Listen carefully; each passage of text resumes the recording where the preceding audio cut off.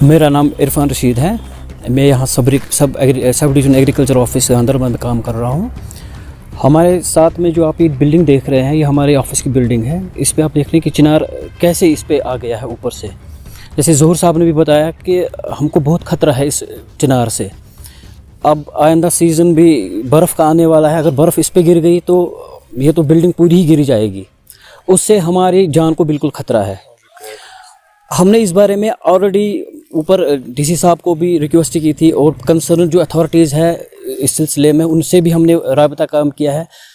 इस ज़िम्न में तहसीलदार साहब गांधरबल भी यहाँ पे आए हैं 2-3 बार नज़र देने, तो उसके बाद भी कोई भी कार्रवाई नहीं हुई है।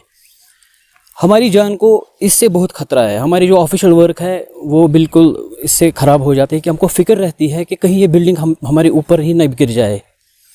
यहाँ से ट्रकें चलती हैं तो हम उस टाइम भी बहुत ही ख़तरे में महसूस करते हैं कि ये हम अभी कहीं ना कहीं से हमारे ऊपर ही गिर गया, हम कहाँ से भागेंगे।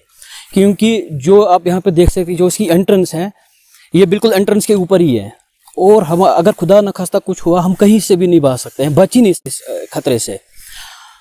इस सिलसिले में हम अब और रिक्वेस्ट करते हैं कंसर्न अथॉरिटी से कि इस पर फौरी तौर कोई कार्रवाई की जाए ताकि हमको इससे निजात मिले। हमारे जो वॉशरूम्स आपने अंदर देखे हैं, वॉशरूम्स बिल्कुल इसके जद में आ गए हैं। उसकी जो टाइलें हैं सब बाहर निकले हैं। हम वॉशरूम भी नहीं यूज़ करते, हम वॉशरूम यूज़ करने के लिए दूसरी बिल्डिंग पे जाते हैं। इतनी हालत ख़राब है।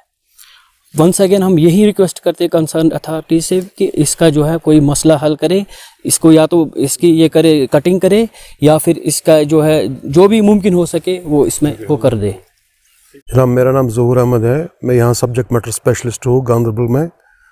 तो ये जो हमारा यहाँ ऑफिस है ये सब डिवीज़न एग्रीकल्चर ऑफिस है और नीचे हमारा एग्रीकल्चर एक्सटेंशन ऑफिसर भी बैठता है। हमारा यहाँ तकरीबन 70 आदमियों का अमला है, मुख्तलिफ जो काम हमारे अंजाम दे रहे हैं। तो ये बिल्डिंग जो हमारी है ये बड़ी ख़तरे में पड़ी हुई है इस चिनार की वजह से। ये चिनार ऐसा आप देख रहे हैं, इसकी हालत ये तकरीबन बोसीदा हो चुकी है कुछ अतराफ से, और आप देख रहे हैं कि इसकी हैयत क्या है। ये पूरी हमारी इस बिल्डिंग पर आन पड़ी है। तो अगर हमें हर वक्त इसका खटका लगा रहता है कि कहीं ये हमारी इस बिल्डिंग पर न गिर पड़े, ताकि और हमारे तमाम जो मुलाजमिन उनकी ज़िंदगी जो है वो ख़तरे में रहती है और हमारे रोज़मर्रा के कामकाज पर इसका बड़ा बुरा असर पड़ता है। हमने इंतज़ामिया से कई बार इस बारे में बात की है और उनको एक मुकम्मल फ़ाइल भी उनके सामने भेजी है कि इस चिनार का कुछ सदबाब किया जाए। हमारी दफ्तरी जो मसाइल है उसमें इजाफा इसकी वजह से होता है।